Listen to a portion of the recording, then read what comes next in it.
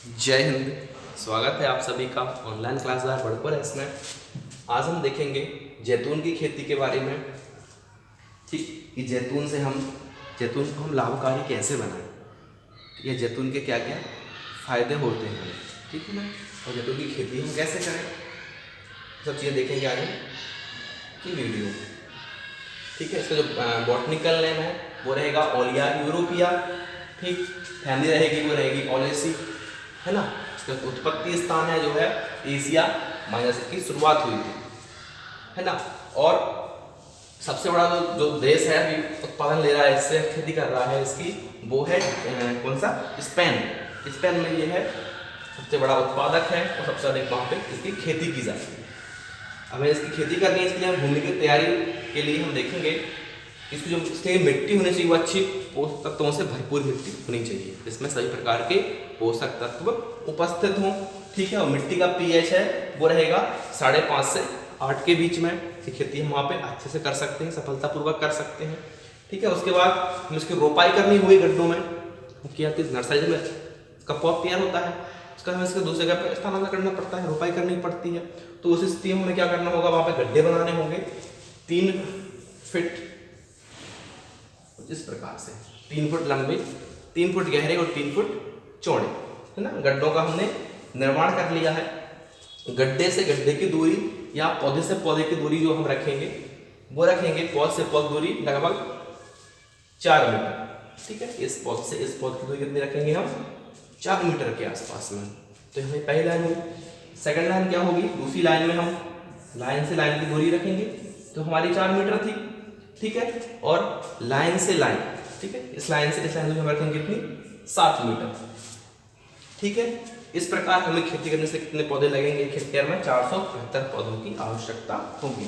हमें एक हेक्टेयर खेत में जैतून की खेती करनी है तो उसके लिए हमें लगभग 475 पौधों की आवश्यकता होती।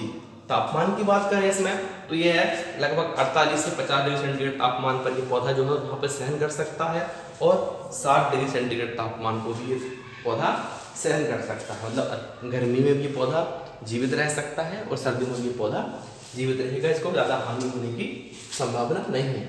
इसके बाद सिंचाई की बात करें, सिंचाई के लिए हमें क्या ध्यान रखना है कि जब इसकी जड़ की प्रणाली की स्थापना हो रही हो, मतलब हमने इसकी रोपाई की हो, उस समय इसको निरंतर पानी की आवश्यकता होती है। ठीक, लेकिन ध्यान इतना रखना है कि पानी जो है वो एक स्थान पर भर के ना रह पाए, ठीक है ना।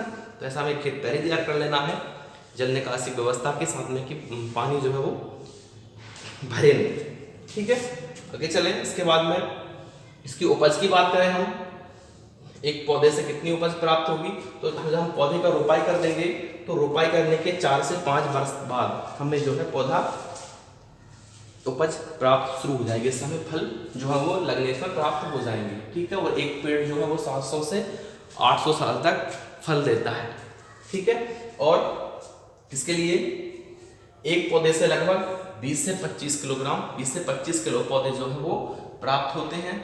ठीक है, और हम एक बार में 4 से 5 बार की तोड़ाई कर सकते हैं, मतलब फल जो है हमें मौसम में 4 से 5 बार फलों को तोड़ सकते हैं। बात इसकी पत्तियों कर लें तो पत्तियां जो है वो 50 से 60 रुपए किलो उपज की पत्तियां भी बिक जाती हैं, हम वहाँ से पैसा कमा सकते हैं, है ना। और फल का जो प्राइस रहेगा मार्केट में बेचने के लिए वो लगभग 500 रुपये प्रति किलो के हिसाब से ये वहाँ पे आपको फल बिकेंगे।